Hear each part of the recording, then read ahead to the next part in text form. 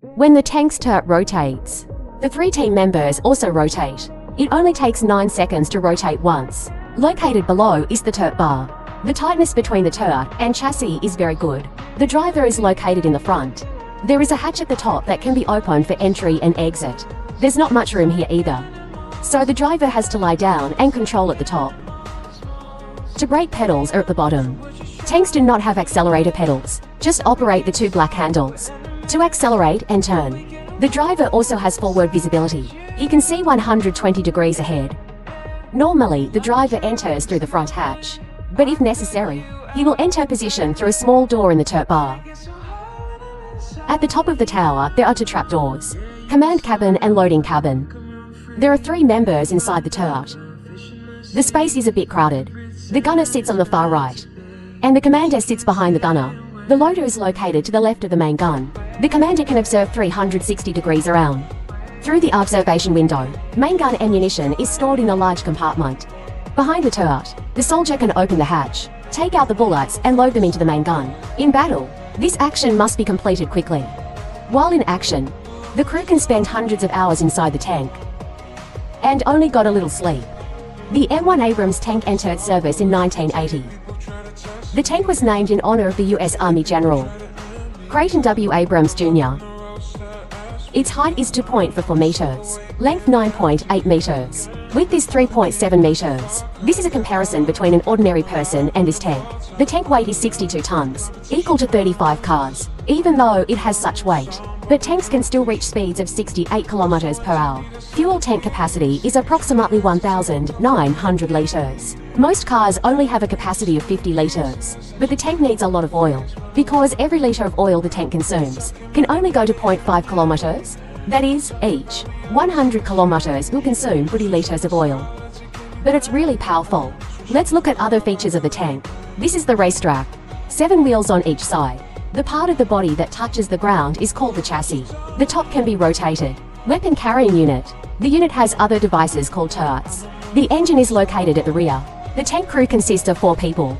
3 people in the turret, 1 person in front. Now we have an idea of the outside of the tank.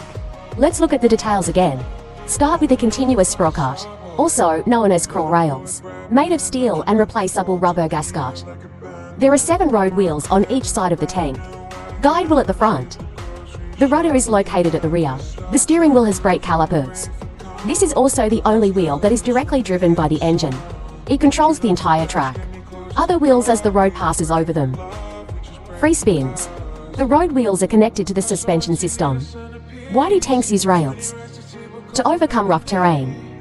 Most obstacles cannot stop it. When a conventional 4-wheeled vehicle comes into contact with the ground, some areas are small. It's easy to get stuck. That's why we drive on paved roads.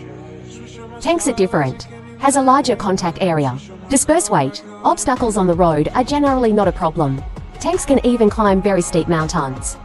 For those in the tank, very smooth most of the time. The way the tank rotates is to adjust the track speed. For example, turn left. The right path is faster than the left path. The tracks are the most easily damaged part of the tank, but tanks usually come with tools and parts. This will allow you to replace damaged parts. The tank can continue to move forward. Next is the engine, located at the back of the box. The entire engine can be taken out of the crate for maintenance. This is the AGT 1500. Can run on many different types of fuel, but it mainly uses aviation fuel. What you can find in your car is a piston engine. The piston moves up and down to drive the crankshaft. But in the tank, what you find is a turbine engine. It works like an airplane engine. Anyway, this engine is actually quite quiet. This will make it less likely to reveal its position when approaching enemies. The engine temperature is very high while running. Therefore, there are 2 cooling devices on both sides to help dissipate heat. Exhaust gases are discharged from the rear, so make sure there are no people or objects behind you. When starting the engine, there is also a phone behind the trunk. It is a means of communication between the soldiers outside the vehicle and those inside the vehicle. There are layers of armor on both sides. It protects the wheels and tracks. It can be partially opened. Provides access to road wheels. Front headlights. There are 4 more tow hooks below. Abrams tanks have many variations. Therefore, another tank may have a slightly different appearance. This is the main gun, a 120mm smoothbore gun, meaning the bullet diameter is 120mm, so it can pass through the muzzle of the gun. The bullet launch speed from the gun barrel is 5,632 km/h, can hit targets 3.2 km away. The automatic stabilizer keeps the gun on target, even when going through complex terrain. Therefore, the driver does not need to stop every time before opening fire. The tank can even spin in a circle. Keep the main gun locked on the target. Next to it is a smaller coaxial machine gun. There is usually at least one machine gun mounted on top. Next to it is a smoke grenade launcher, one on each side. It is a tank that is difficult to detect in battle. There is not much space inside the tank for equipment, so team members often put them on the back shelf. The United States is not the only country equipped with M1 tanks. It was also sold to other regions such as Australia, Egypt, Kuwait, and Saudi Arabia. The M1A2 tank has been in use for nearly 30 years. May have been replaced in some places, but so far, it is still the main battle tank of the US military.